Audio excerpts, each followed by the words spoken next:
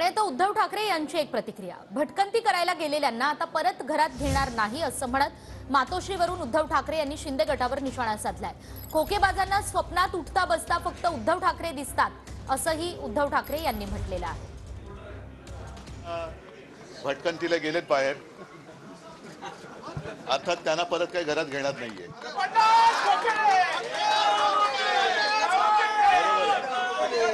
कारण जे खोक्यामध्ये बंद झाले त्यांना पुन्हा काही खोक्यातून बाहेर काढण्याची गरज नाही। आज सुद्धा आपल्या समोर जे उभे आहेत सगळे खोकेवाले, खोके देणारे, खोके घेणारे, आज तर त्यांनी पक्ष चिन्ह सगळं घेतलं तरी उठता बसता स्वप्नात त्यांना उद्धव ठाकरे दिसतो, त्यांना उद्धव ठाकरे दिसतो। कारण उद्धव ठाकरे एकटा नाहीये, उद्धव ठाकरे सोबत महाराष्ट्र आहे।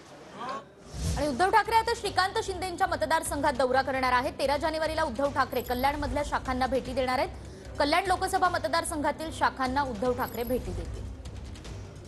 13 तारखेला मी मुद्दामून कल्याण लोकसभा मतदारसंघात शाखा भेटी देणार।